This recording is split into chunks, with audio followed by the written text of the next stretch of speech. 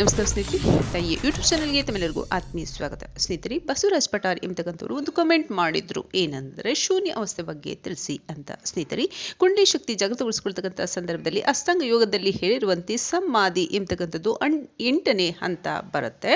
ಇವರು ಕೇಳಿರ್ತಕ್ಕಂಥದ್ದು ಶೂನ್ಯ ಅವಸ್ಥೆ ಬಗ್ಗೆ, ಅಂದ್ರೆ ಅದರ ಪೂರ್ಣ ಅರ್ಥ ಶೂನ್ಯ ಸಮಾಧಿ ಅವಸ್ಥೆ ಎಂಬುದಾಗಿ ಆಗತ್ತೆ, ಅಥವಾ ಶೂನ್ಯ ಅವಸ್ಥೆ ಅಂತ ಕೂಡ ನಾವು ಕರಿಬಹುದು. ಈ ಒಂದು ಅವಸ್ಥೆಯನ್ನು ತಿಳಿಯುವುದು ಮುಂಚೆ ಸಮಾಧಿ ಎಂಬತಕ್ಕಂಥ ವಿಚಾರದ ಬಗ್ಗೆ ತಿಳಿಬೇಕು. ಸಮಾಧಿ ಎಂದರೇನು, ಅದರಲ್ಲಿ ಬರ್ತಕ್ಕಂಥ ಹಂತಗಳ್ಯಾವು, ಅಂಶಗಳ್ಯಾವು, ನಾವು ಹೇಗೆ ಅದನ್ನ ಮಾಡ್ಬೋದು ಎಂಬತಕ್ಕಂಥದ್ದನ್ನ ನಾವು ಕೇಳಬೇಕು. ಧ್ಯಾನ ಸಮಾಧಿ ಎರಡು ಕೂಡ ಒಂದಕ್ಕೊಂದು ಪೂರಕವಾಗಿದ್ದಾವೆ. ಆದ್ದರಿಂದ ಈ ವಿಚಾರವನ್ನು ತಿಳಿದ ನಂತರದಲ್ಲಿ ಶೂನ್ಯ ಅವಸ್ಥೆಯ ಬಗ್ಗೆ ತಿಳಿಯೋಣ.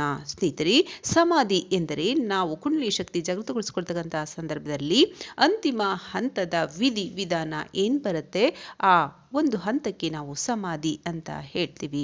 ನಾನು ಇಲ್ಲಿವರೆಗೆ ಕುಂಡಲಿ ಶಕ್ತಿ ಜಾಗೃತಗೊಳಿಸಿಕೊಳ್ಳುವ ಬಗ್ಗೆ ಇನ್ನಿತರ ವಿಡಿಯೋಗಳಲ್ಲಿ ಹೇಳಿರ್ತಕ್ಕಂಥ ಅಂಶಗಳೆಲ್ಲವನ್ನೂ ಕೂಡ ದಾಟಿ, ಥರ್ಡ್ ಐ ಆಜ್ಞಾಚಕ್ರದ ಬಗ್ಗೆ ದಾಟಿ ಮತ್ತು ಸಹಸ್ರಾರ ಚಕ್ರದ ಜಾಗೃತಿಯ ನಂತರದ ಕೊನೆಯ ವಿಭಾಗದ ಹಂತವೇ ಈ ಸಮಾಧಿ ಎಂಬತಕ್ಕಂಥದ್ದು ಆಗಿದೆ.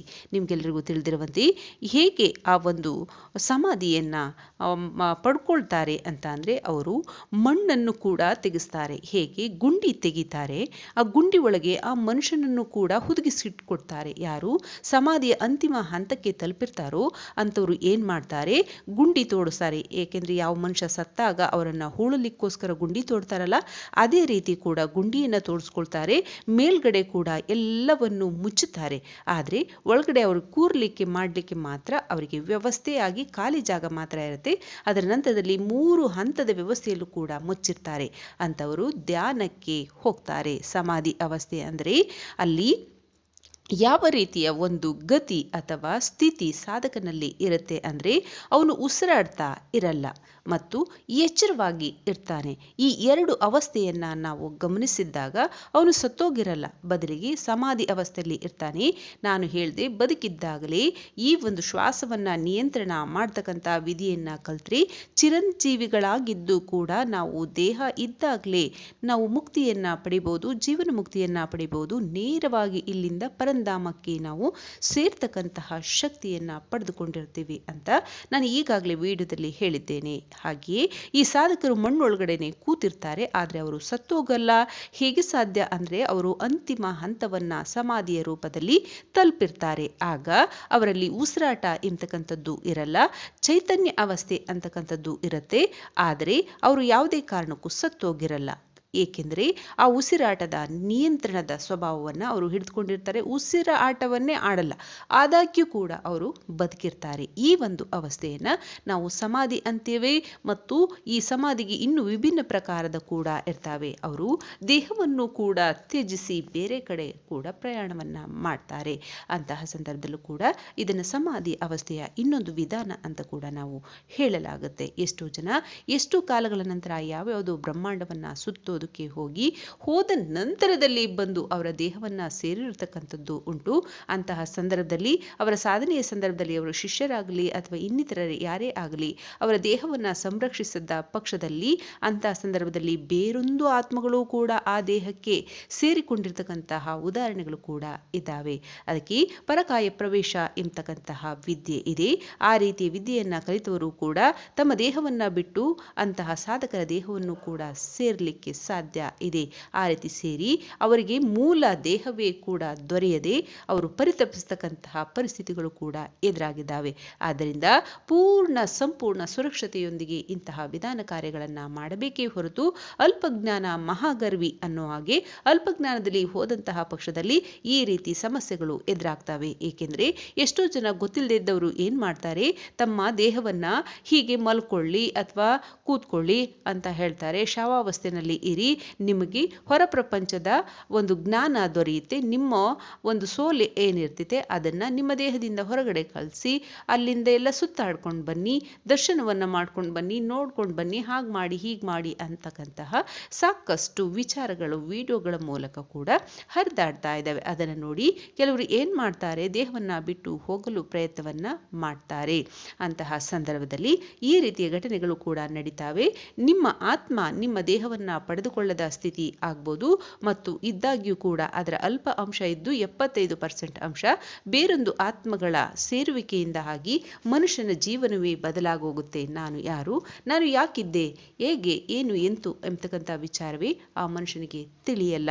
ಸಮಾಧಿ ಅವಸ್ಥೆಯಲ್ಲಿ ಇದ್ದಂತಹ ಮನುಷ್ಯನಿಗೆ ಇಂಥ ಘಟನೆಗಳು ನಡೆದ ನಂತರ ನೀವು ಯಾರನ್ನಾದರೂ ನೋಡಿ, ಈತ, ಈಕೆ ಅಥವಾ ಮೊದಲು ಈ ರೀತಿ ಇರಲಿಲ್ಲ, ಈಗ ಹೀಗಾಗಿರೋದು ಕೇಡ್ಗಾಲಕ್ಕೆ ಹಾಗೆ ಹೀಗೆ ಅಂತಾರೆ. ಆದರೆ ಅವರು ಮನುಷ್ಯರಿಗೆ ತಿಳಿಯದ ರೀತಿ ಸಾಕಷ್ಟು ಸಾಧನೆ ಅದು ಇದು ಅಂತೆಲ್ಲ ಮಾಡಕ್ಕೆ ಹೋಗಿರ್ತಾರೆ. ಅಂತಹ ಸಂದರ್ಭದಲ್ಲಿ ಅವರಿಗೆ ಅವರೇ ಅಚಾತುರ್ಯ ಮಾಡಿಕೊಂಡು ಈ ರೀತಿ ಸಮಾಧಿ ವ್ಯವಸ್ಥೆಯಲ್ಲಿ ಜೀವನವನ್ನೇ ಅವ್ಯವಸ್ಥೆಯನ್ನಾಗಿ ಮಾಡಿಕೊಂಡಿರ್ತಾರೆ. ಆದ್ದರಿಂದ ಸ್ನೇಹಿತರೆ, ಈ ಸಮಾಧಿ ಎಂಬತಕ್ಕಂಥದ್ದು ಅದರಲ್ಲಿ ಉಸಿರಾಟ ಎಂಬತಕ್ಕಂಥದ್ದಿರಲ್ಲ, ಚೇತನ ಅವಸ್ಥೆ ಎಂಬತಕ್ಕಂಥದ್ದಿರುತ್ತೆ. ಈ ರೀತಿ ಹಂತವನ್ನು ನಾವು ಸಮಾಧಿ ಅಂತ ಕರಿತೀವಿ. ಅದನ್ನು ಪ್ರಯೋಗಗಳ ಮೂಲಕವೇ ಆಗಬೇಕಾಗಿಲ್ಲ. ಧ್ಯಾನವನ್ನು ಮಾಡ್ತಿದ್ದಂತಹ ಸಂದರ್ಭದಲ್ಲೂ ಕೂಡ ಸಾಧಕರು ಉಸಿರಾಡಲ್ಲ, ಆದರೆ ಚೈತನ್ಯಭರಿತರಾಗಿರ್ತಾರೆ ಮತ್ತು ಧ್ಯಾನಾವಸ್ಥೆಯನ್ನು ದಾಟಿ ಸಮಾಧಿ ಅವಸ್ಥೆಯಲ್ಲಿ ಅವರು ತಲುಪಿರ್ತಾರೆ. ಸ್ನೇಹಿತರೆ, ಸಮಾಧಿ ಎಂಬತಕ್ಕಂಥದ್ರಲ್ಲಿ ನಾವು 6 ರೀತಿಯ ಸಮಾಧಿಗಳನ್ನು ಕಾಣಬಹುದು. ಇದರಲ್ಲಿ ಮೊದಲನೇದಾಗಿ ಧ್ಯಾನಯೋಗ ಸಮಾಧಿ, ನಾದಯೋಗ ಸಮಾಧಿ, ರಸನಂದ ಯೋಗ ಸಮಾಧಿ, 4ನೇದು ಲಯಸಿದ್ಧಿ ಸಮಾಧಿ, 5ನೇದು ಭಕ್ತಿಯೋಗ ಸಮಾಧಿ, 6ನೇದು ರಾಜಯೋಗ ಸಮಾಧಿ ಎಂಬತಕ್ಕಂತಹ 6 ರೀತಿಯ ಸಮಾಧಿಗಳು ಬರ್ತವೆ. ಇದರಲ್ಲಿ ಧ್ಯಾನಯೋಗ ಸಮಾಧಿಯನ್ನು ನಾವು ಶಾಂಭವಿ ಮುದ್ರೆಯನ್ನು ಮಾಡುವುದರ ಮೂಲಕವೂ, ನಾದಯೋಗ ಸಮಾಧಿಯನ್ನು ಕೇಚರಿ ಮುದ್ರೆ ಮಾಡುವ ಮೂಲಕವೂ, ರಸಾನಂದ ಯೋಗ ಸಮಾಧಿಯನ್ನು ಬ್ರಾಹ್ಮರಿ ಮುದ್ರೆಯನ್ನು ಮಾಡುವ ಮೂಲಕವೂ, ನಂತರದಲ್ಲಿ ಲಯಸಿದ್ಧಿ ಯೋಗ ಸಮಾಧಿಯನ್ನು ಭಕ್ತಿ ಮುದ್ರೆಯನ್ನು ಮಾಡುವ ಮೂಲಕವೂ, 5ನೇದಾಗಿ ಭಕ್ತಿಯೋಗ ಸಮಾಧಿಯನ್ನು ಮನೋರುಚಿ ಎಂಬತಕ್ಕಂತಹ ಮುದ್ರೆ ಮಾಡುವ ಮೂಲಕವೂ, ಮತ್ತು ರಾಜಯೋಗ ಸಮಾಧಿಯನ್ನು ಕುಂಭ ಮುದ್ರೆಯನ್ನು ಮಾಡುವ ಮೂಲಕವೂ ನಾವು ಈ ಸಮಾಧಿ ಅವಸ್ಥೆಯ ಅಭ್ಯಾಸವನ್ನು ಮಾಡಬಹುದು. ಈ ರಾಜಯೋಗ ಸಮಾಧಿಯಲ್ಲಿ ಒಂದು ಅಂಶವನ್ನು ನಾವು ಗಮನಿಸಬೇಕು. ಅಂದರೆ ಇದರಲ್ಲಿ ಧಾರಣ, ಧ್ಯಾನ, ಸಮಾಧಿ ಈ 3 ಸೇರಿಸಿದರೆ ಮಾತ್ರ ರಾಜಯೋಗ ಸಮಾಧಿ ಎಂಬತಕ್ಕಂಥದ್ದು ನಿರ್ಮಾಣವಾಗುತ್ತೆ. ಸ್ನೇಹಿತರೆ, ಧ್ಯಾನಸ್ಥ ಸಮಾಧಿಯಲ್ಲಿ ಇದ್ದರೆ ದೇಹ ಮಾತ್ರ ಇದ್ದು ತನ್ನ ಬಗ್ಗೆ ವಿಚಾರದಿಂದ ಆ ಮನುಷ್ಯ ಮುಕ್ತವಾಗಿರ್ತಾನೆ. ಸ್ಪರ್ಶ, ಗಂಧ, ರಸ, ಜ್ಞಾತ ಈ ರೀತಿ ಏನೂ ಇರಲ್ಲ. ಜ್ಞಾನ ಈ 3 ಇರಲ್ಲ. ಗಂಧ, ರಸ, ಜ್ಞಾನ ಈ ರೀತಿಯಾಗಿ 3 ಅಂಶಗಳು ಕೂಡ ಇರಲ್ಲ. ತಾನು ಪರಮಾತ್ಮನಲ್ಲಿ ಲಯವಾಗಿದ್ದೇನೆ ಎಂದು ಆ ಒಬ್ಬ ಸಮಾಧಸ್ಥನಿಗೆ ತಿಳಿಯುತ್ತದೆ. ಕೇವಲ ಸಾಕ್ಷಿ ಆತ್ಮ ಮಾತ್ರ ಇರುತ್ತೆ. ಅಂದರೆ ಆ ಒಂದು ಕಾರ್ಯಕ್ಕೆ ಸಾಕ್ಷಿ ಯಾರೊಬ್ಬರೂ ಕೂಡ ಇರಲ್ಲ. ಅವನ ದೇಹದಲ್ಲಿರ್ತಕ್ಕಂತಹ ಅವನ ಆತ್ಮ ಮಾತ್ರ ಸಾಕ್ಷಿಯಾಗಿರುತ್ತೆ. ಅವನು ಅಣು ಪರಮಾಣು ಸಂರಚನೆಯಿಂದ ಮುಕ್ತವಾಗಿರ್ತಾನೆ. ಆತ್ಮ ಒಂದೇ ಉಳಿದಿರುತ್ತದೆ. ಸ್ನೇಹಿತರೆ, ಇಲ್ಲಿ ಆತ್ಮ ಮಾತ್ರ ಸಾಕ್ಷಿಯಾಗಿರುತ್ತೆ. ಅಂತಹ ಸಂದರ್ಭದಲ್ಲಿ ಅಣು ಪರಮಾಣು ಸಂರಚನೆಯಿಂದ ಮುಕ್ತವಾಗಿರ್ತಾನೆ ಎಂಬತಕ್ಕಂಥದ್ದನ್ನು ನಾನು ತಿಳಿಸ್ದೆ. ನಿಮಗೆ ಅನ್ನಿಸ್ಬೋದು, ಈ ಸಮಾಧಿಯಲ್ಲಿ ಅಣು ಪರಮಾಣು ಎಂಬತಕ್ಕಂಥ ವಿಜ್ಞಾನದಲ್ಲಿ ಬಳಕೆಯಾಗ್ತಕ್ಕಂತಹ ಪದಗಳು ಎಲ್ಲಿಂದ ಬಂದವೋ ಎಂಬತಕ್ಕಂಥ ಪ್ರಶ್ನೆ ನಿಮಗೆ ಸಹಜವಾಗಿಯೇ ಮೂಡಿರುತ್ತೆ. ಸ್ನೇಹಿತರೆ, ಅಣು ಮತ್ತು ಪರಮಾಣು, ನಾವು ನಮ್ಮ ದೇಹದಲ್ಲಿ ಸೆಲ್ಸ್ ಅಂತ ನಾವೇನು ಹೇಳ್ತೀವಿ ಅದು ಅಣು, ಅದಕ್ಕಿಂತಲೂ ಚಿಕ್ಕದಾದಂಥದ್ದು ಪರಮಾಣು. ಇದರ ಬಗ್ಗೆ ನಮ್ಮ ದೇಹದಲ್ಲಿ ಯಾವ ರೀತಿ ಇದೆ ಮತ್ತು ಸೃಷ್ಟಿಯಲ್ಲಿ ಯಾವ ರೀತಿ ಇದೆ, ಯಥಾ ಬ್ರಹ್ಮಾಂಡಿ ತಥಾ ಪಿಂಡೆ, ಅಂದರೆ ಯಾವ ರೀತಿಯ ಬ್ರಹ್ಮಾಂಡವಿದೆಯೋ ಅದೇ ರೀತಿ ಪಿಂಡ ಅಂದರೆ ನಮ್ಮ ದೇಹ ಕೂಡ ರಚನೆ ಆಗಿದೆ. ಅಹಂ ಬ್ರಹ್ಮಾಸ್ಮಿ, ಬ್ರಹ್ಮ ಹೇಗಿದ್ದಾನೋ, ಪರಬ್ರಹ್ಮ ಹೇಗಿದ್ದಾನೋ ನಾವು ಕೂಡ ಹಾಗೆಯೇ ನಮ್ಮಲ್ಲೂ ಕೂಡ ಅದೇ ಸೃಷ್ಟಿ ಮತ್ತು ಶಕ್ತಿಯನ್ನು ಇಟ್ಟಿದ್ದಾನೆ. ಆದ್ದರಿಂದ ನಾವು ಜೀವೋತ್ಪತ್ತಿಯನ್ನು ಮಾಡ್ತೀವಿ ಮತ್ತು ಪ್ರಕೃತಿಯ ಮುಂದಿನ ಚಲನೆಗೆ ಜೀವಗಳನ್ನು ಉತ್ಪತ್ತಿ ಮಾಡಿ ಕೂಡ ಬಿಡ್ತೀವಿ. ಹಾಗೆ ಈ ಒಂದು ವಿಚಾರದಲ್ಲಿ ಅಣು ಪರಮಾಣು ಬಗ್ಗೆ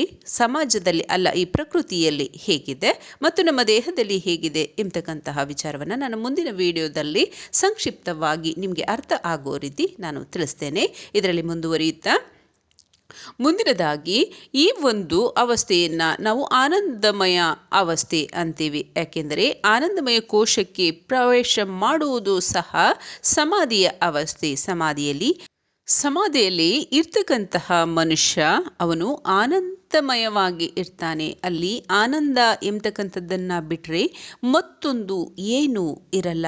ಏಕೆಂದರೆ ನಾವು ಈ ದೇಹವನ್ನು ಹೊಂದಿದಾಗ ಶರೀರದಲ್ಲಿ ನೋವು, ಮನಸ್ಸಿನಲ್ಲಿ ನೋವು, ಕರ್ತವ್ಯಗಳ ನೆನಪುಗಳು, ಕರ್ತವ್ಯಗಳ ಬಗ್ಗೆ ನಮ್ಮ ಮನಸ್ಥಿತಿ, ಇನ್ನಿತರ ಜೀವನದ ಕಾರ್ಯಗಳು, ಜವಾಬ್ದಾರಿಗಳು, ಹಲವಾರಲ್ಲ ನೂರಾರು ಅಂಶಗಳು ನಮ್ಮನ್ನು ಸುತ್ತು ಹೊರದಿರ್ತವೆ.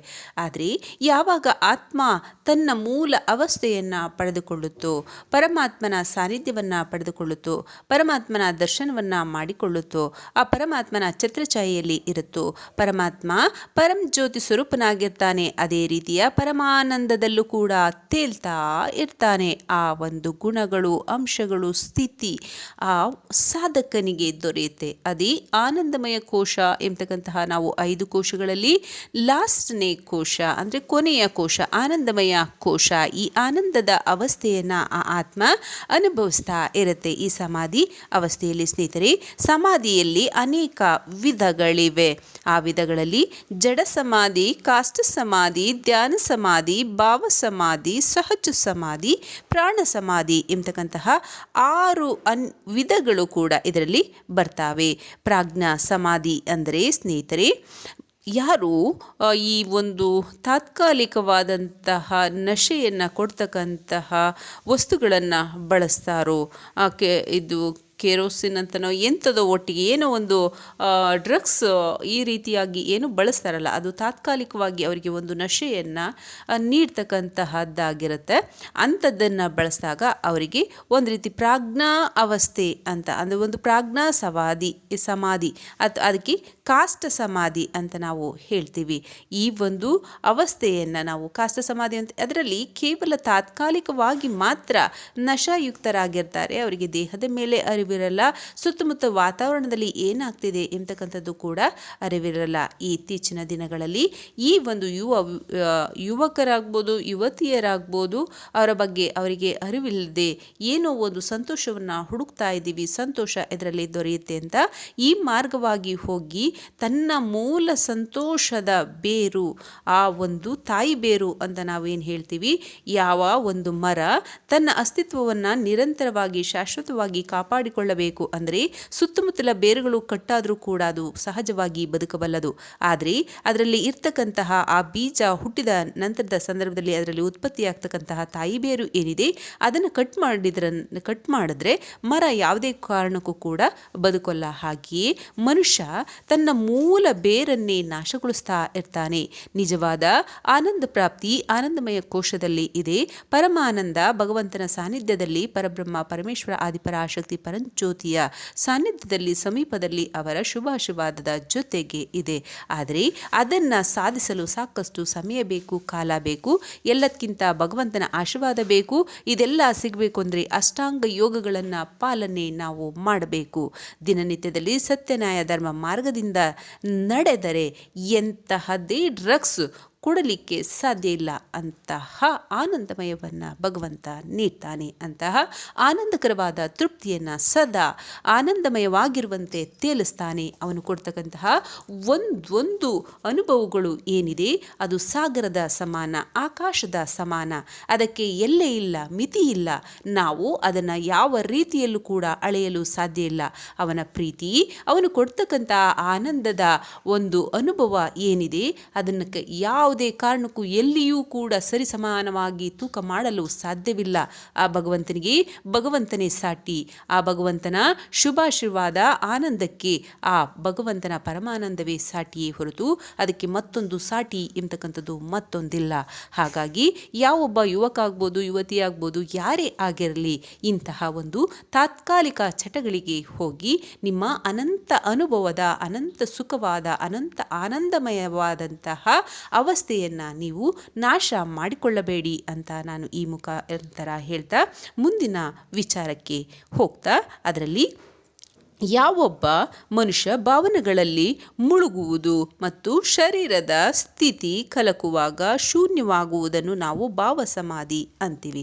ಸ್ನೇಹಿತರೆ, ನೀವು ಯಾರನ್ನಾದರೂ ನೋಡಿ, ಮಕ್ಕಳನ್ನು ನೋಡಿದ್ರೆ ಹೇಗೆ ಮರುಗ್ತಾರೆ, ಹೆಂಡತಿಯನ್ನು ನೋಡಿದ್ರೆ ಹೇಗೆ ಮರುಗ್ತಾರೆ, ತಂದೆ ತಾಯಿಗಳನ್ನು ನೋಡಿದ್ರೆ ಹೇಗೆ ಮರುಗ್ತಾರೆ, ಪ್ರಾಣಿ ಪಕ್ಷಿಗಳನ್ನು ನೋಡಿದ್ರೆ ಹೇಗೆ ಮರುಗ್ತಾರೆ. ಅವರು ಆ ಭಾವನೆ ಎಲ್ಲೇ ಮರೆತು ಹೋಗ್ತಾರೆ.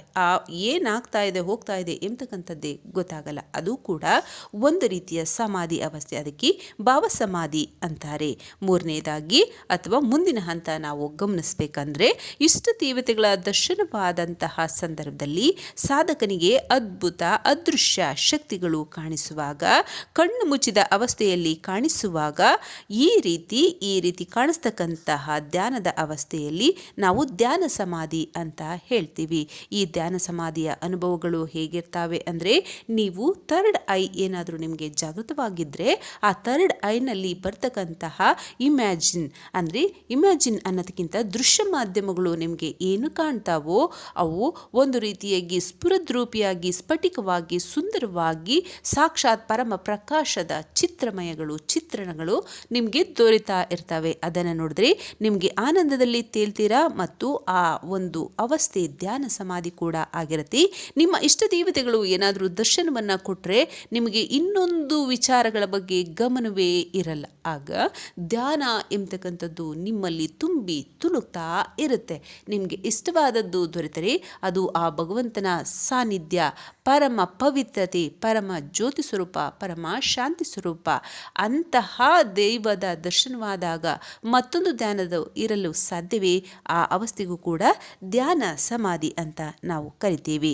ಇಲ್ಲಿ ಇನ್ನೂ 5-6 ವಿಚಾರಗಳನ್ನು ನಾನೀಗ ಹೇಳಿದೆ. ಅದರಲ್ಲಿ ಜಡ್ ಸಮಾಧಿ, ಕಾಷ್ಟ ಸಮಾಧಿ, ಧ್ಯಾನ ಸಮಾಧಿ, ಭಾವ ಸಮಾಧಿ, ಸಹಜವಾದ ಸಮಾಧಿ, ಪ್ರಾಣ ಸಮಾಧಿ ಅಂತ ಈ ರೀತಿಯಾಗಿ ಒಂದೊಂದು ಸಮಾಧಿ ಅವಸ್ಥೆಯಲ್ಲೂ ಕೂಡ ಒಂದೊಂದು ಅಂಶಗಳು, ಘಟನೆಗಳು ಕೂಡ ನಡೀತಾವೆ. ಸ್ನೇಹಿತರೆ, ಸಮಾಧಿ ಪ್ರಾಪ್ತಿಗೊಳಿಸಿಕೊಂಡಂತಹ ಸಾಧಕ ದಿವ್ಯ ಶಕ್ತಿಯಿಂದ, ಅದ್ಭುತ ಶಕ್ತಿಯಿಂದ ಸಂಪೂರ್ಣನಾಗಿರ್ತಾನೆ.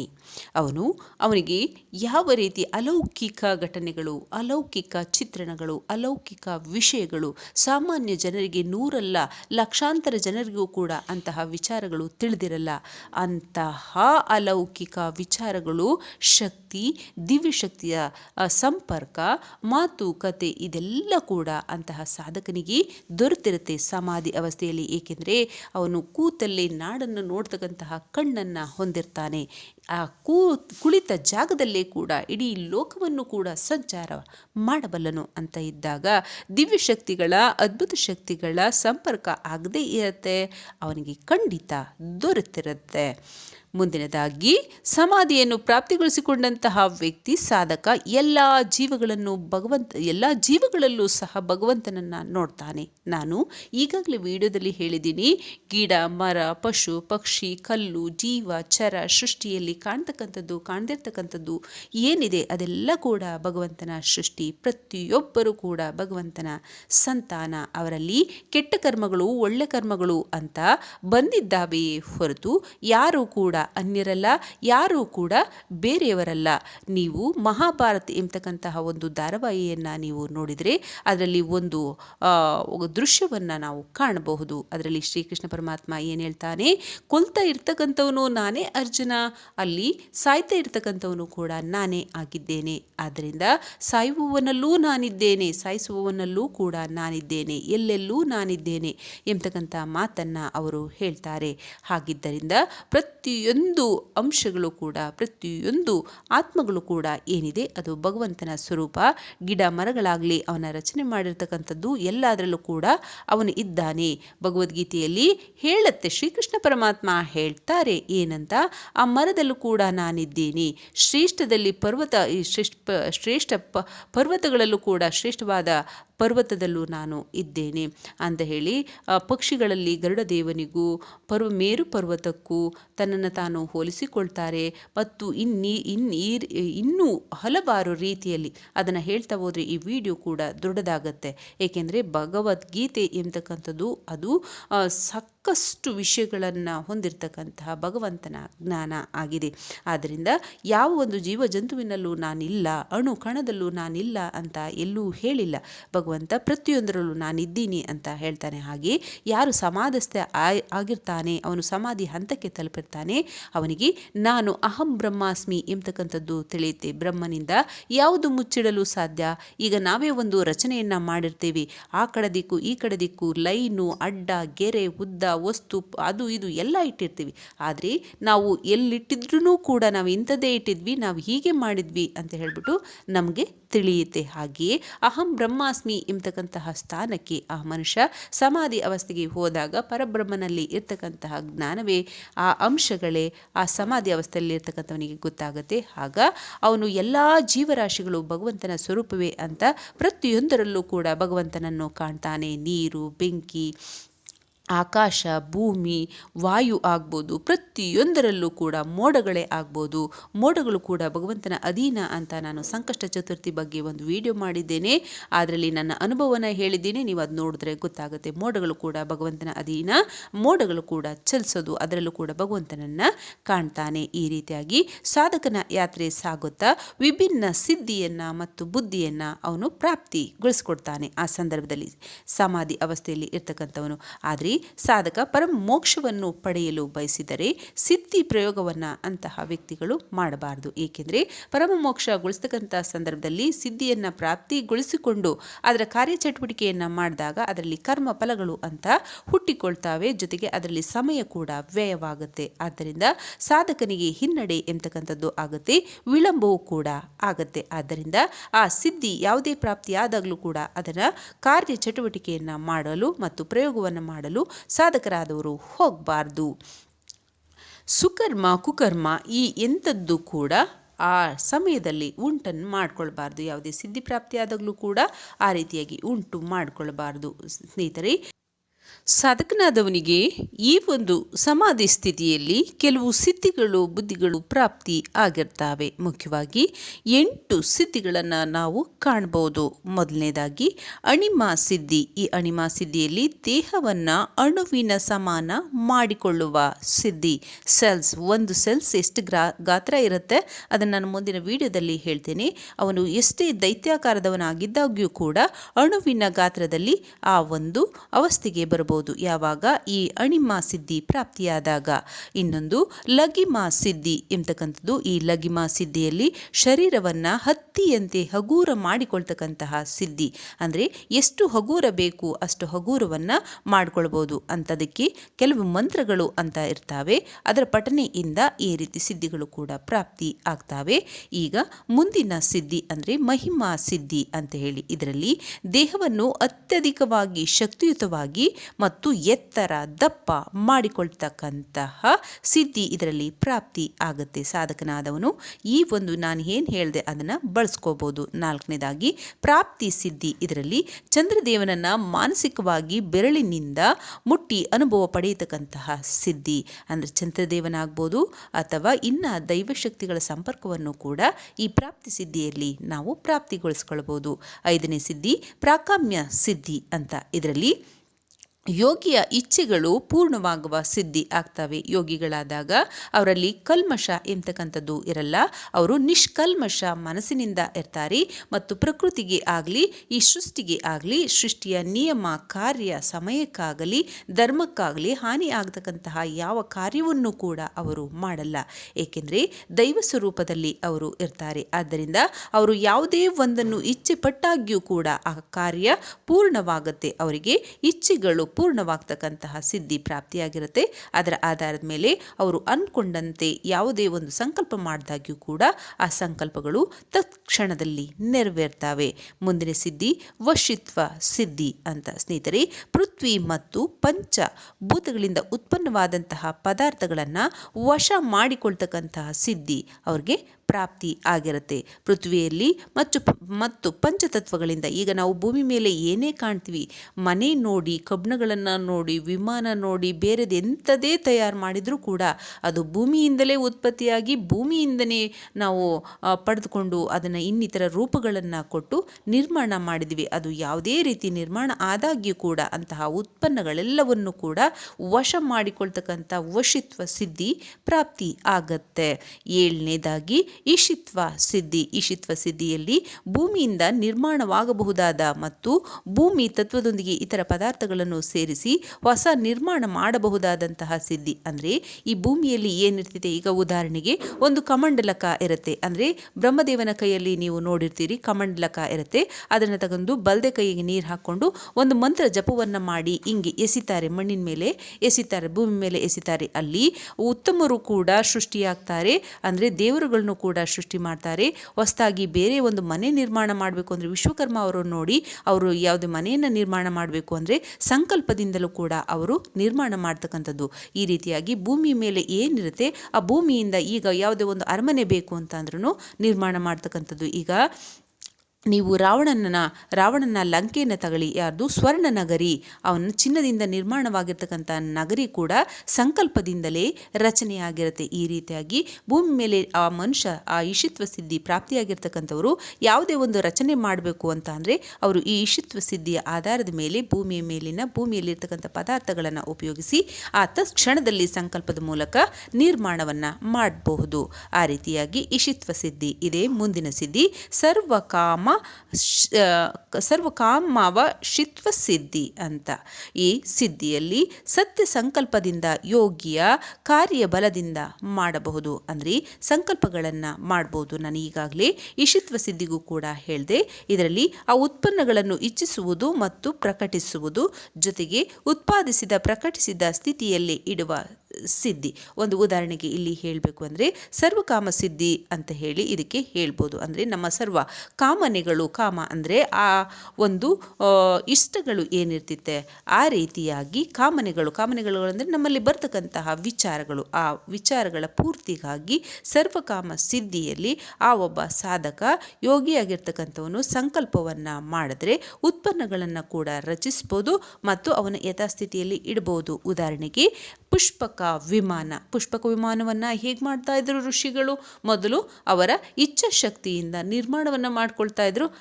ನಡೆ ಅಂದರೆ ಅದು ಹೊರಡ್ತಾ ಇತ್ತು. ಮೇಲೆ ಹೋದ ನಂತರ ಆಕಾಶ ಮಾರ್ಗದಲ್ಲಿ ಹೋಗ್ತಾ ಇದ್ರೆ ಎಡದೆ ಕೈ ತೋರಿಸಿದ್ರೆ ಎಡದೆ ಕಡೆ ದಿಕ್ಕಿಗೆ, ಬಲ್ದೆ ಕಡೆಗೆ ಹೋಗು ಅಂತಂದರೆ ಬಲ್ದೆ ಕಡೆಗೆ, ನಿಲ್ಲು ಅಂದರೆ ನಿಲ್ಲು, ಕೆಳಗಡೆ ಹೋಗು ಅಂದರೆ ಕೆಳಗಡೆ ಹೋಗು. ಈ ರೀತಿಯಾಗಿ ಸಿದ್ಧಿಗಳನ್ನು ಅವರು ಪ್ರಾಪ್ತಿಗೊಳಿಸಿಕೊಂಡಿದ್ರು. ನಿಮಗೆ ಅನಿಸುತ್ತೆ ಅಲ್ವಾ, ಈ ಪ್ರಕೃತಿಯಲ್ಲಿ ಎಂತೆಂಥದ್ದು ಇದೆ. ಅದನ್ನೆಲ್ಲ ನೋಡಿಕೊಂಡು, ಹಕ್ಕಿಗಳನ್ನು ನೋಡಿಕೊಂಡು ವಿಮಾನವನ್ನು ಮಾಡಿದ್ರು, ಮೀನನ್ನು ನೋಡಿಕೊಂಡು ದೋಣಿಯನ್ನು ಮಾಡಿದ್ರು, ಹಡಗುಗಳನ್ನು ಮಾಡಿದ್ರು. ಇದೆಲ್ಲ ವಿಜ್ಞಾನದಿಂದ ಬಂದಂಥದ್ದಲ್ಲವೇ ಅಲ್ಲ, ಜ್ಞಾನದಿಂದ ಆ ಭಗವಂತ ಕೊಟ್ಟಿರ್ತಕ್ಕಂಥ ಜ್ಞಾನದ ಮುಖೇನ ಆ ದೈವಗಳು ಮಾರ್ಗ ತೋರಿಸಿ, ಆಶೀರ್ವಾದವನ್ನು ತೋರಿಸಿ, ವಿಚಾರಗಳನ್ನು ತುಂಬಿ, ಹೀಗಲ್ಲಪ್ಪ ನೀನು ಹೀಗೆ ಮಾಡು, ಆಕಾಶದಲ್ಲಿ ಹಕ್ಕಿ ಹಾರುತ್ತಿದ್ದಾವೆ ಅಂದರೆ ಆ ಉಕ್ಕಿನ ವಾಹನವನ್ನು ಕೂಡ ನೀನು ಮಾಡಿ ಹಾರಬಹುದು, ಅದಕ್ಕೆ ಬೇಕಾದಂತಹ ಪೆಟ್ರೋಲ್ ಕೂಡ ನೀನು ಬಳಸ್ಬೋದು, ಇಂಧನಗಳನ್ನು ಕೂಡ ನೀನು ಬಳಸ್ಬೋದು ಅಂತ ಹೇಳಿಕೊಟ್ಟ. ನದಿಯಲ್ಲಿ ಮೀನುಗಳು ತೇಲ್ತಾವೆ ಅಂತ ಅಂದರೆ ದೋಣಿಗಳು ತೇಲಲ್ವೇ? ಆ ರೀತಿಯಾದ ಉತ್ಪನ್ನಗಳು ಈ ಭೂಮಿಯಲ್ಲೇ ಇದ್ದಾವೆ, ಅದನ್ನು ಬಳಸ್ಕೊಂಡು ನೀನು ಹಡಗನ್ನು ಮಾಡು, ದೋಣಿಯನ್ನು ಮಾಡು, ಅದರ ಮೂಲಕ ನೀನು ತೇಲು ಎಂಬತಕ್ಕಂತಹ ವಾಹನಗಳ ರಚನೆ ಮಾಡಿ ಅದರ ಬಳಕೆ ಮಾಡಬೇಕು ಅಂತ ಋಗ್ವೇದದಲ್ಲಿ ಪದೇ ಪದೇ ಪದೇ ಪದೇ ಹೇಳಲಾಗಿದೆ. ನೀವು ಯಾವುದೇ ಸ್ತೋತ್ರವನ್ನು ನೋಡಿ, ಯಾವುದೇ ಶ್ಲೋಕವನ್ನು ನೋಡಿ, ನೀವು ಮುಂದಿನ ಹಂತಕ್ಕೆ ಹೋಗಿ ಹಿಂದಿನ ಹಂತದಲ್ಲೂ ಕೇಳಿ, ಅದರಲ್ಲಿ ಪ್ರತಿಯೊಬ್ಬ ಮನುಷ್ಯ ಯಶಸ್ವಿ ಆಗಬೇಕು ಅಂದರೆ ವಾಹನಗಳನ್ನು ರಚನೆ ಮಾಡ್ಕೋಬೇಕು, ಬೇಕಾದಂತಹ ಕುದುರೆಗಳನ್ನು ತಯಾರು ಮಾಡ್ಕೋಬೇಕು, ಒಂದು ಜಾಗದಿಂದ ಇನ್ನೊಂದು ಜಾಗಕ್ಕೆ ಸಾಗೋದಕ್ಕೆ ಬೇಕಾದಂತಹ ಮೂಲ ವ್ಯವಸ್ಥೆಗಳನ್ನು ಮಾಡಿಕೊಂಡ್ರೆ ಅವನು ಶೀಘ್ರವಾಗಿ ಕೆಲಸ ಕಾರ್ಯಗಳಲ್ಲಿ ಯಶಸ್ವಿಯನ್ನು ಪಡಿಬೋದು ಮತ್ತು ಕಡಿಮೆ ಸಮಯದಲ್ಲಿ ಹೆಚ್ಚಿನ ಪ್ರಗತಿಯನ್ನು ಕಾಣ್ಬೋದು ಅಂತ ಋಗ್ವೇದದಲ್ಲೂ ಕೂಡ ಹೇಳಲಾಗಿದೆ. ಹಾಗೆ ಇವರು ಪುಷ್ಪಕ ವಿಮಾನಗಳನ್ನು ನಿರ್ಮಾಣ ಮಾಡಿಕೊಂಡು ಬಳಕೆಯನ್ನು ಮಾಡ್ತಾ ಇದ್ರು. ಅದರಲ್ಲಿ ಈ ಸರ್ವಕಾಮ ಸಿದ್ಧಿ ಸಿದ್ಧಿಯನ್ನು ಅವರು ಪ್ರಯೋಗ ಮಾಡ್ತಿದ್ರು. ಈಗಲೂ ಕೂಡ ಯಾವೊಬ್ಬ ಸಾಧಕ ಈ ಒಂದು ಅವಸ್ಥೆಗೆ ತಲುಪ್ತಾನೋ ಅವನಿಗೆ ಖಂಡಿತ ಈ ರೀತಿಯಾಗಿ ಸಾಧ್ಯ ಇದೆ. ಇದರಲ್ಲಿ ಮುಂದಿನ ವಿಚಾರಗಳನ್ನು ನಾನು ತಿಳಿಸ್ಬೇಕು ಅಂದರೆ ಸ್ನೇಹಿತರೆ, ಕೆಲವು ಅಂಶಗಳನ್ನು ಗಮನಿಸಲೇಬೇಕು. ಧ್ಯಾನ ಮತ್ತು ಸಮಾಧಿಯಲ್ಲಿ ಒಂದಕ್ಕೊಂದು ಮಹತ್ವಪೂರ್ಣವಾದಂತಹ ಅಂತರವಿದೆ. ಅದೇನೆಂದರೆ ದ್ವೈತ ಸಿದ್ಧಾಂತ, ಅದ್ವೈತ ಸಿದ್ಧಾಂತ ನಾವು ಕೇಳಿದ್ದೇವೆ. ಅದರಲ್ಲಿ ಸಾಧಕನಿಗೆ ಈ ಅನುಭವ ಆಗತ್ತೆ. ಯಾವ ಅನುಭವ ಆಗತ್ತೆ? ಪರಬ್ರಹ್ಮನನ್ನು ನಾನು ಧ್ಯಾನಿಸುತ್ತಿದ್ದೇನೆ ಎಂದು ಸಾಧಕನಿಗೆ ಅನಿಸುತ್ತೆ. ಇದಕ್ಕೆ ನಾವು ದ್ವೈತ ಸಿದ್ಧಾಂತ ಅಥವಾ ದ್ವೈತ ಭಾವನೆ ಅಂತ ಕರಿತೀವಿ. ಯಾವಾಗ ಸಾಧಕ ಚಿತ್ತಶಕ್ತಿಯನ್ನು ಸಂಪೂರ್ಣವಾಗಿ ಧ್ಯಾನದಲ್ಲಿ ತನ್ನ ಗುರಿಯಲ್ಲಿ ಪರಿವರ್ತನೆ ಮಾಡಿಕೊಂಡು ಆವಾಗ ಅಂತಹ ಸಾಧಕನಿಗೆ ಸ್ವಯಂ ಅಸ್ತಿತ್ವದ ಇದು ಒಂದು ಜ್ಞಾನವೂ ಕೂಡ ಇರಲ್ಲ, ಸ್ವಯಂ ಅಸ್ತಿತ್ವದ ಅಭಾವ ಕೂಡ ಅವನಿಗೆ ಆಗತ್ತೆ. ನಾನು ಯಾರು ಎಂಬತಕ್ಕಂಥದ್ದೇ ಅರಿವು ಕೂಡ ಅವನಲ್ಲಿ ಇರಲ್ಲ, ಕೇವಲ ಗುರಿ ಮಾತ್ರ ಶೇಷವಾಗಿರುತ್ತೆ. ಅಂದರೆ ನಾನು ಪರಬ್ರಹ್ಮನನ್ನು ಸೇರಬೇಕು, ಪರಬ್ರಹ್ಮನನ್ನು ನೋಡಬೇಕು, ನನ್ನ ಗುರಿ ಒಂದೇ. ಅರ್ಜುನನಿಗೆ ಏನು ಕಾಣ್ತಿತ್ತು? ಕೇವಲ ಕಣ್ಣು ಮಾತ್ರ ಗುರಿಯಾಗಿ ಕಾಣುತ್ತಿತ್ತು. ಹಾಗೆಯೇ ಈ ಸಾಧಕನಿಗೂ ಕೂಡ ಕೇವಲ ಗುರಿ ಮಾತ್ರ ಶೇಷವಾಗಿ ಉಳಿದಿರುತ್ತೆ. ಅದನ್ನೇ ಅದ್ವೈತ ಸಿದ್ಧಾಂತ ಅಂತೂ ಕರೆಯಲಾಗತ್ತೆ. ಈ ರೀತಿಯಾಗಿ ಧ್ಯಾನ ಮತ್ತು ಸಮಾಧಿಯಲ್ಲಿ ನಾವು ಮಹತ್ವಪೂರ್ಣ ಅಂಶವನ್ನು ಗಮನಿಸಬಹುದು. ಮುಂದಿನದಾಗಿ ಸ್ನೇಹಿತರೆ, ನಾವು ಶೂನ್ಯ ಅವಸ್ಥೆ ಎಂದರೇನು, ಇದರಲ್ಲಿ ಬರ್ತಕ್ಕಂತಹ ಅಂಶಗಳು ಯಾವುವು ಎಂಬುದನ್ನು ತಿಳಿಯೋಣ. ಈ ಶೂನ್ಯ ಅವಸ್ಥೆಯನ್ನು ಬ್ರಹ್ಮ ಸಾಧನೆ ಅಂತ ಕರೀತಾರೆ. ಇಲ್ಲಿ ಮೊದಲೇ ನಾನು ಹೇಳಿದಂತೆ ಉಸಿರಾಟವೇ ಇರಲ್ಲ, ಕೇವಲ ಪರಮಚೇತನ ಅವಸ್ಥೆ ಮಾತ್ರ ಇರುತ್ತೆ. ಇದಕ್ಕೆ ಶೂನ್ಯ ಅವಸ್ಥೆ ಅಂತಾರೆ. ಸಾಧಕ ಈ ಉಸಿರಾಟದೇ ಇದ್ದಾಗ ಕೇವಲ ಪರಮಚೇತನ ಅವಸ್ಥೆಯಲ್ಲಿ ಇದ್ದಂತಹ ವ್ಯವಸ್ಥೆಗೆ ನಾವು ಶೂನ್ಯ ಅವಸ್ಥೆ ಅಂತ ಕರೆಯುತ್ತೇವೆ. ಪ್ರಾಣಾಯಾಮ, ಭ್ರಾಮರಿ ಪ್ರಾಣಾಯಾಮ, ಶ್ವಾಸ ಮತ್ತು ಮನಸ್ಸು ನಿಂತಾಗ, ಅಂದರೆ ಪ್ರಾಣಾಯಾಮವನ್ನು ಮಾಡ್ತಕ್ಕಂಥ ಹಂತದಲ್ಲಿ ಭ್ರಾಮರಿ ಪ್ರಾಣಾಯಾಮವನ್ನು ಮಾಡ್ತಾ ಶ್ವಾಸ ಮತ್ತು ಮನಸ್ಸನ್ನು ನಿಲ್ಲಿಸಿಕೊಳ್ತಾನೆ. ಆಗ ಶೂನ್ಯ ಅವಸ್ಥೆ ಪ್ರಾಪ್ತಿಯಾಗತ್ತೆ. ಅಂತಹ ಸಂದರ್ಭದಲ್ಲಿ ಆತ್ಮ ಸಾಕ್ಷಾತ್ಕಾರದ ಅವಸ್ಥೆಯನ್ನೇ ಈ ಒಂದು ಶೂನ್ಯ ಅವಸ್ಥೆ ಅಂತಾರೆ. ಆತ್ಮ ಸಾಕ್ಷಾತ್ಕಾರ ಕೂಡ ಆಗತ್ತೆ. ಇದಕ್ಕೆ ಶೂನ್ಯ ಅವಸ್ಥೆ ಅಂತ ಕರೀತಾರೆ. ಸ್ನೇಹಿತರೆ, ಇದರಲ್ಲಿ ನಾವು 3-4 ವಿಚಾರಗಳನ್ನು ತಿಳಿಲೇಬೇಕು. ಏನಂತ ಅಂದರೆ, ಧ್ಯಾನದಲ್ಲಿ ಕೆಲವು ಮಾರ್ಗಗಳಿದ್ದಾವೆ. ಧ್ಯಾನ, ಸಮಾಧಿ, ಸಂತೋರಿ, ಸಂಬೋಧಿ ಎಂಬತಕ್ಕಂಥವು ಇದ್ದಾವೆ. ಇದರಲ್ಲಿ ಧ್ಯಾನದಲ್ಲಿ ನಾನು ಈಗಾಗಲೇ ಹೇಳಿದ್ದೀನಿ, ಸಮಾಧಿ ಅವಸ್ಥೆಯಲ್ಲೂ ಕೂಡ ಹೇಳಿದ್ದೀನಿ. ಸಮಾಧಿ ಅವಸ್ಥೆಯಲ್ಲಿ ಸವಿಕಲ್ಪ ಅವಸ್ಥೆ ಅಂತ ಬರುತ್ತೆ. ನಾನು ಸವಿಕಲ್ಪ ಅವಸ್ಥೆ, ನಿರ್ವಿಕಲ್ಪ ಅವಸ್ಥೆ, ತುರಿಯ ಅವಸ್ಥೆ ಬಗ್ಗೆ ವಿಡಿಯೋ ಮಾಡಿದ್ದೇನೆ, ಅದನ್ನು ನೀವು ನೋಡಿ. ಇದರಲ್ಲಿ ಸ್ವಲ್ಪ ಹೇಳ್ತೇನೆ. ಸಮಾಧಿಯಲ್ಲಿ ಸವಿಕಲ್ಪ ಅವಸ್ಥೆ ಬಂದರೂ ಅದರಲ್ಲಿ ವಿಕಲ್ಪ ಎಂಬತಕ್ಕಂಥದ್ದು ಉಳಿಯುತ್ತೆ. ಏನಂದರೆ ರಿಟರ್ನಿಂಗ್ ಟು ದ ಸೋಲ್, ಅಂದರೆ ನಾವು ಸೋಲ್ಗೆ ಹಿಂದಿರುಗಬೇಕು ಎಂಬತಕ್ಕಂತಹ ವಿಕಲ್ಪ ಅಂದರೆ ಒಂದು ಅಂಶ ಉಳಿದಿರುತ್ತೆ, ನಮಗೆ ಒಂದು ಚಾನ್ಸ್.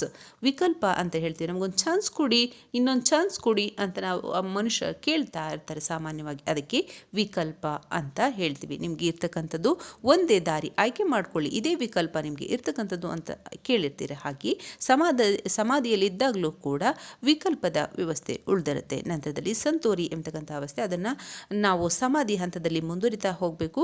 ಲಾಸ್ಟ್ನೇದಾಗಿ ಸಂಬೋಧಿ ಅವಸ್ಥೆ ಬರುತ್ತೆ. ಇದರಲ್ಲಿ ನಿರ್ವಿಕಲ್ಪ, ಯಾವುದೇ ಕೂಡ ಕಲ್ಪನೆಗಳು ಕೂಡ ಇರಲ್ಲ. ಇಲ್ಲಿಂದ ಯಾವ ಒಬ್ಬ ಸಾಧಕ ಕೂಡ ವಾಪಸ್ಸು ಬರಲ್ಲ. ಏಕೆಂದರೆ ಅವನು ಸಮಾಧಿಯ ಕೆಲವು ಆಯಾಮಗಳನ್ನು ದಾಟಿ ಬಂದಿರ್ತಾನೆ. ಆ ಆಯಾಮಗಳಲ್ಲಿ ಸಮ್ಯಕ್ ದೃಷ್ಟಿ, ಸಮ್ಯಕ್ ಜಾಗೃತಿ, ಸಮ್ಮಸತಿ, ಸವ್ಯಕ್ತ ಸಾರ್, ಸವ್ಯಕ್ತ ಸಂಬಂಧ, ಸವ್ಯಕ್ತ ಸ್ವೀಕಾರ ಅಥವಾ ವಾಣಿ, ಸವ್ಯಕ ಸಂಕಲ್ಪ, ಸವ್ಯಕ್ತ ಧ್ಯಾನ, ಅಂತಿಮದಾಗಿ ಸಮಾಧಿ ಅವಸ್ಥೆಯನ್ನು ಅವನು ದಾಟಿ ಹೋಗಿರ್ತಾನೆ. ಅಂದರೆ ಈ ಅವಸ್ಥೆಯಲ್ಲಿ ನಿರಾಕಾರ ಎಂಬತಕ್ಕಂತಹ ಅವಸ್ಥೆ ಇದೆ. ಬ್ರಹ್ಮಾಂಡ ವಿಶಾಲವಾಗಿದೆ, ಸೃಷ್ಟಿ ವಿಶಾಲವಾಗಿದೆ. ಅಷ್ಟರ ಮಟ್ಟಿಗೆ ಅವನ ಕಾರಣ ಶರೀರವನ್ನು ವ್ಯಾಪ್ತಗೊಳಿಸಿಕೊಂಡಿರ್ತಾನೆ. ಸಾಧನೆ ಮಾಡೋದು ಅಂದರೆ, ನೀವೆಲ್ಲ ಹೇಳ್ತಾ ಇರ್ತೀರಿ, ನನ್ನ ಮೂಲಾಧಾರ ಚಕ್ರ ಜಾಗೃತವಾಗಿದೆ, ನನ್ನ 6 ಚಕ್ರಗಳು ಜಾಗೃತವಾಗಿದ್ದಾವೆ, ನನ್ನ 7 ಚಕ್ರಗಳು ಜಾಗೃತವಾಗಿದ್ದಾವೆ ಅಂತೀರ. ಸ್ನೇಹಿತರೆ, ಸ್ಥೂಲ, ಸೂಕ್ಷ್ಮ, ಕಾರಣ ಶರೀರ ಎಂಬತಕ್ಕಂತಹ 3 ಅವಸ್ಥೆ ಏನಿದೆ, ಈ ಸ್ಥೂಲ ಶರೀರವನ್ನು ನಾವು ಮಾತ್ರ ಇಲ್ಲಿ ನೋಡ್ಬೋದು. ಸೂಕ್ಷ್ಮ ಶರೀರವನ್ನು ಕೂಡ ನಾವು ಸತನಂತರವೂ ಕೂಡ 3 ಒಂದು ತತ್ವಗಳೇನಿರುತ್ತೆ ಅದರಲ್ಲಿ ನೋಡ್ಬೋದು. ಆದರೆ ಕಾರಣ ಶರೀರವನ್ನು ನೋಡೋಕ್ಕೆ ಸಾಧ್ಯವಿಲ್ಲ. ಏಕೆಂದರೆ ನಾನು ಈಗಾಗಲೇ ಹೇಳಿದಾಗೆ ಅಹಂ ಬ್ರಹ್ಮಾಸ್ಮಿ ಅಂತ ನಾವು ಏನು ನಮ್ಮನ್ನು ನಾವು ಹೇಳ್ತೀವೋ, ಆ ಭಗವಂತ ನಮ್ಮನ್ನು ರಚನೆ ಮಾಡಿದ್ದೇವೋ, ಆ ಭಗವಂತನ ಸಂತಾನ ನಾವು ಆಗಿರುವುದರಿಂದ ಭಗವಂತ ಎಷ್ಟು ಮಟ್ಟಿಗೆ ಎಲ್ಲೆಲ್ಲಿ ಹೇಗೆ ವ್ಯಾಪ್ತಿಯಾಗಿದ್ದಾನೋ ಅಷ್ಟರ ಮಟ್ಟಿಗೆ ನಮ್ಮ ಕಾರಣ ಶರೀರ ಕೂಡ ವ್ಯಾಪ್ತಿಯಾಗಿದೆ. ಯಾವಾಗ ಸಾಧಕ ಈ ಸಮಾಧಿ ಎಂಬತಕ್ಕಂಥ ಅವಸ್ಥೆಗೆ ದಾಟಿರ್ತಾನೋ ಅಷ್ಟರ ಅವಸ್ಥೆಗೆ ಅವನು ಪೂರ್ಣ ರೀತಿಯಲ್ಲೂ ಕೂಡ ಅವನ ಕಾರಣ ಶರೀರ ವ್ಯವಸ್ಥಿತವಾಗಿ ಎಲ್ಲ ಕೂಡ ವ್ಯಾಪಿಸಿರುತ್ತೆ. ಹಾಗಾದರೆ ಒಂದು ಚಕ್ರವನ್ನು ಜಾಗೃತಿಗೊಳಿಸಿಕೊಳ್ಳಲು ಅಥವಾ 7 ಚಕ್ರವನ್ನು ಜಾಗೃತಿಗೊಳಿಸಿಕೊಳ್ಳಲು 30 ನಿಮಿಷದಿಂದ 1 ವಾರ, ತಿಂಗಳು, ವರ್ಷದಿಂದ ಸಾಧ್ಯವೇ?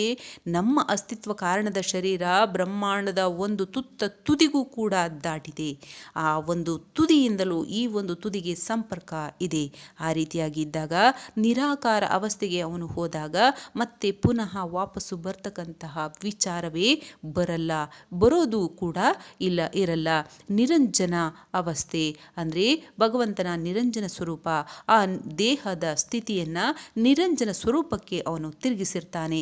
ಅಂತಹ ಸಂದರ್ಭದಲ್ಲಿ ಎಲ್ಲೆಲ್ಲೂ ಕಾರಣ ಶರೀರ ಹೇಗೆ ವ್ಯಾಪ್ತವಾಗಿದೆಯೋ, ಆಕಾಶ ತತ್ವ ಹೇಗೆ ವ್ಯಾಪ್ತವಾಗಿದೆಯೋ ಆ ರೀತಿಯಲ್ಲಿ ಕೂಡ ಅವನು ವ್ಯಾಪ್ತವಾಗಿರ್ತಾನೆ. ಅಂತಹ ಸಂದರ್ಭದಲ್ಲಿ ಅವನು ಪುನಃ ಮರಳಿ ಈ ಭೂ ತತ್ವ ಅಥವಾ ಈ ದೇಹವನ್ನು, ಭೌತಿಕ ದೇಹವನ್ನು ಏನು ಹೊಂದಿದ್ದಾನೆ ಅಲ್ಲಿಗೆ ಅವನು ವಾಪಸ್ಸೇ ಬರೋಲಿಕ್ಕೆ ಆಗಲ್ಲ ಮತ್ತು ಬರೋದು ಇಲ್ಲ.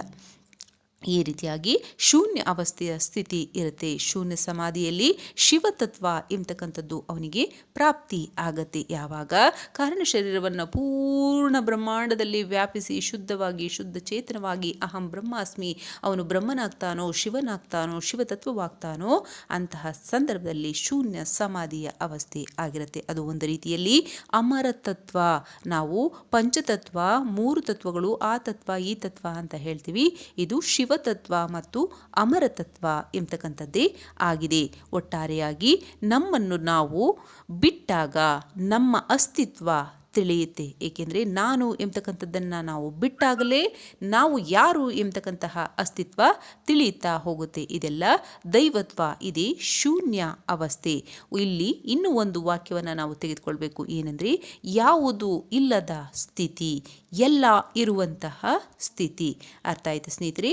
ಹೇಗಂದರೆ ಯಾವುದು ಇಲ್ಲದ ಸ್ಥಿತಿ ಅಂದರೆ ಪರಬ್ರಹ್ಮ ಏನಿದೆಯೋ ಅದು ಕೂಡ ಹೌದು, ಏನಿಲ್ಲವೋ ಅದು ಕೂಡ ಹೌದು. ಹಾಗಿದ್ದಾಗ ಯಾವುದು ಇಲ್ಲದ ಸ್ಥಿತಿ, ಎಲ್ಲ ಇರುವಂತಹ ಸ್ಥಿತಿ. ಎಲ್ಲ ಇರುವಂಥದ್ದು ಅಂದರೆ ನಮಗೆ ಕಣ್ಣಿಗೆ ಕಾಣಿಸ್ತಕ್ಕಂಥ ಸೃಷ್ಟಿ ಇದೆ ಮತ್ತು ವಿಚಾರಗಳಿದೆ, ನಮಗೆ ತಿಳುವಳಿಕೆಗಳಿದೆ. ಇದೆಲ್ಲವೂ ಕೂಡ ಆ ಪರಬ್ರಹ್ಮನ ಅಂಶ. ಈ ಎಲ್ಲ ವಿಚಾರಗಳು ಕೂಡ ಆ ದೈವತ್ವ ಸ್ಥಿತಿಯಲ್ಲಿ ಗೊತ್ತಾಗುತ್ತೆ. ಇದು ಶೂನ್ಯದ ಅವಸ್ಥೆ. ಒಟ್ಟಾರೆಯಾಗಿ ಆನಂದ, ಬ್ರಹ್ಮಾನಂದ, ಸಚ್ಚಿದಾನಂದ, ಪರಮಾನಂದದ ಅವಸ್ಥೆ ಈ ಶೂನ್ಯ ಅವಸ್ಥೆ ಎಂಬತಕ್ಕಂಥದ್ದು ಆಗಿರುತ್ತೆ. ಧ್ಯಾನದಲ್ಲಿ ಸಾಧನೆ ಮಾಡುವ ಮುಂಚೆ ನಮಗೆ ಇದೊಂದು ರೀತಿ ದಕ್ಷಿಣಾರ್ಧ ಅಂತ ಅನಿಸುತ್ತೆ. ಏಕೆಂದರೆ ನಾವು ಈ ಭೂತತ್ವದಲ್ಲೇ ಸಿಕ್ಕಿ ಹಾಕಿಕೊಂಡು ನಲುಗ್ತಾ ಇರ್ತೀವಿ. ಈ ಧ್ಯಾನದ ಅವಸ್ಥೆಗೆ ಮುಂಚೆ, ನಾವು ಧ್ಯಾನವನ್ನು ಹೋಗೋದಕ್ಕೆ ಮುಂಚೆ ಈ ಭೂಮಿಯ ಜೀವನವನ್ನು ಮಾಡ್ತಾ ಇರೋದ್ರಿಂದ ನಾವು ದಕ್ಷಿಣಾಯಣ ಅಂತ ಏನು ಹೇಳ್ತೀವಿ, ಉತ್ತರಾಯಣ ಅಂತ ಏನು ಹೇಳ್ತೀವಿ, ಹಾಗೆ ಇದು ಒಂದು ದಕ್ಷಿಣಾರ್ಧದ ಅವಸ್ಥೆ ಅಂತ ನಾವು ಹೇಳ್ತೀವಿ. ಜೊತೆಗೆ ಸಮಾಧಿಯನ್ನು ಯಾವಾಗ ಅವನು ಪ್ರಾಪ್ತಿಗೊಳಿಸ್ಕೊಳ್ತಾನೆ ಅವನಿಗೆ ಉತ್ತರಾಯಣದ ಅಥವಾ ಉತ್ತರಾರ್ಧದ ಅವಸ್ಥೆ ಅಂತ ನಾವು ಅದನ್ನು ಹೇಳ್ತೇವೆ. ಅದರಲ್ಲಿ ಆ ಸಾಧನೆಯನ್ನು ಮಾಡ್ತಕ್ಕಂತಹ ಅವಸ್ಥೆ ಏನಾಗಿರುತ್ತೆ, ಶೂನ್ಯ ಅವಸ್ಥೆ ಆಗಿರುತ್ತೆ. ಅಂಥ ಸಂದರ್ಭದಲ್ಲಿ ಮಂತ್ರ ಇಲ್ಲ, ಜಪ ಇಲ್ಲ, ಬೇರೆ ರೀತಿ ಈ ನಾದಗಳು ಬರ್ತಾವಲ್ಲ, ಅನಾಹತ ನಾದಗಳು, ಅದೂ ಕೂಡ ಇರಲ್ಲ. ಅಂತಹ ಸ್ಥಿತಿಯನ್ನು ನಾವು ಶೂನ್ಯ ಅವಸ್ಥೆ ಅಂತ ಕರಿತೀವಿ. ಈ ಶೂನ್ಯ ಅವಸ್ಥೆ ಪ್ರತಿಯೊಬ್ಬ ಮನುಷ್ಯನಲ್ಲೂ ಕೂಡ ಇರುತ್ತೆ ಸ್ನೇಹಿತರೆ. ಮಹಾಶೂನ್ಯ ಅವಸ್ಥೆ ಭಗವಂತನಲ್ಲಿ ಇರುತ್ತೆ. ಅವನನ್ನು ಝೀರೋ ಅಂತ ಕೂಡ ನಾವು ಕರಿತೀವಿ. ಝೀರೋನ ನೀವು ಯಾವುದಕ್ಕೆ ಎಷ್ಟೇ ಸೇರಿಸಿ ಲೆಕ್ಕವಿಲ್ಲದಷ್ಟು ಅಂಕಿ ಆಗತ್ತೆ. ಅದೇ ಅಂಕಿಗಳನ್ನು ನೀವು ತೆಗಿತಾ ಬನ್ನಿ, ಶೂನ್ಯ ಅವಸ್ಥೆ ಆಗತ್ತೆ. ಇದನ್ನೇ ನಾನು ಹೇಳಿದ್ದು ಯಾವುದು ಇಲ್ಲದ ಸ್ಥಿತಿ, ಎಲ್ಲ ಇರುವಂತಹ ಸ್ಥಿತಿ ಅಂತ ನಾನು ಇದಕ್ಕೆ ಹೇಳಿದ್ದು. ಆಗ ಈ ಮನುಷ್ಯ ಎಂಬತಕ್ಕಂಥವನು ಸಮಾಧಿ ಸ್ಥಿತಿಗೆ ಹೋದಾಗ ಶೂನ್ಯದಲ್ಲಿ ದೀಪವನ್ನು, ತನ್ನ ಆತ್ಮವನ್ನೇ ದೀಪವನ್ನಾಗಿ ಹಚ್ಚತಕ್ಕಂತಹ, ಪ್ರಜ್ವಲಿಸ್ತಕ್ಕಂತಹ ಸ್ಥಿತಿಗೆ ಹೋಗ್ತಾನೆ. ಇದು ಒಂದು ರೀತಿಯ ಮನಸ್ಸಿನ ಸಂಮೋಹನದ ಸ್ಥಿತಿ ಆದಾಗ್ಯೂ ಕೂಡ ಪರಮತತ್ವವನ್ನು ಪ್ರಾಪ್ತಿಗೊಳಿಸಿಕೊಳ್ತಕ್ಕಂತಹ ಸ್ಥಿತಿ ಆಗಿರುತ್ತೆ. ಆ ಸ್ಥಿತಿಯಲ್ಲಿ ಭಗವಂತ ಹೇಗೂ ದೃಷ್ಟ ಮತ್ತು ದೃಷ್ಟಿಯನ್ನು ಕೂಡ ಇಟ್ಟಿರ್ತಾನೆ, ನೋಡ್ತಾನೂ ಕೂಡ ಇರ್ತಾನೆ, ಸಾಕ್ಷಿಯೂ ಕೂಡ ಆಗಿರ್ತಾನೆ. ಆ ರೀತಿ ಇದ್ದ ಸ್ಥಿತಿ ಭಗವಂತನಿಗೆ ಹೇಗಿರುತ್ತೆ ಹಾಗೆಯೇ ಕೂಡ ಸಮಾಧಿಯನ್ನು ಪ್ರಾಪ್ತಿಗೊಳಿಸಿಕೊಂಡಂತಹ ವ್ಯಕ್ತಿಗೂ ಕೂಡ ಆಗಿರುತ್ತೆ. ಅವನು ನಿರ್ವಿಚಾರ ಅವಸ್ಥೆಯಲ್ಲಿ ಇರ್ತಾನೆ, ಸಾಕ್ಷಿಭಾವದ ಅವಸ್ಥೆಯಲ್ಲಿರ್ತಾನೆ. ದೃಷ್ಟ ಅಂದರೆ ಅವನು ಕೂಡ ಕೇಳ್ತಾ ಇರ್ತಾನೆ, ದೃಷ್ಟಿಯಿಂದ ನೋಡ್ತಾ ಇರ್ತಾನೆ, ದೃಶ್ಯಗಳನ್ನು ಕೂಡ ನೋಡ್ತಾ ಇರ್ತಾನೆ ಮತ್ತು ಸಾಕ್ಷಿಭಾವದಿಂದನೂ ಕೂಡ ಇರ್ತಾನೆ. ಇಂತಹ ಇಂತಹ ಸ್ಥಿತಿ ದಾಟಿದ ನಂತರದಲ್ಲಿ ನಿರ್ವಿಚಾರ ಸ್ಥಿತಿ ಬರುತ್ತೆ. ಅದ್ರ ಬಗ್ಗೆ ನಾನು ಈಗಾಗಲೇ ವರ್ಣನೆಯನ್ನು ನೀಡಿದ್ದೀನಿ.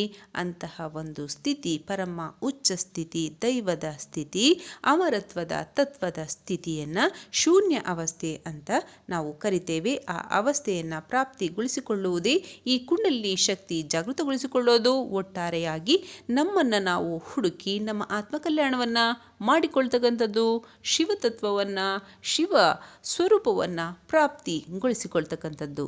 ಟೋಟಲ್ ಆಗಿ ಅಹಂ ಬ್ರಹ್ಮಾಸ್ಮಿ ಎಂಬತಕ್ಕಂಥ ಅರ್ಥಕ್ಕೆ ನಾವು ಪೂರಕವಾಗಿ, ಪರಿಪಕ್ವವಾಗಿ ಪ್ರಜ್ವಲಿಸ್ತಕ್ಕಂಥದ್ದು, ಉಜ್ವಲಿಸ್ತಕ್ಕಂಥದ್ದು ಮತ್ತು ಬೆಳಗ್ತಕ್ಕಂಥದ್ದೇ ಆಗಿದೆ ಅಂತ ಹೇಳ್ತಾ ಈ ವಿಡಿಯೋನ ನಾನು ಮುಗಿಸ್ತಾ ಇದ್ದೇನೆ. ನಿಮಗೆ ಈ ವಿಡಿಯೋ ಇಷ್ಟವಾಗಿದ್ದರೆ ಲೈಕ್ ಮಾಡಿ, ಶೇರ್ ಮಾಡಿ, ಕಮೆಂಟ್ ಮಾಡಿ ಮತ್ತು ನನ್ನ ಚಾನಲ್ನ ಸಬ್ಸ್ಕ್ರೈಬ್ ಮಾಡಿ ಅಂತ ಹೇಳ್ತಾ ಮುಂದಿನ ವಿಡಿಯೋಗಳ ಅಪ್ಡೇಟ್ಸ್ಗಾಗಿ ಬೆಲ್ ಬಟನ್ ಕೂಡ ಪ್ರೆಸ್ ಮಾಡಿ.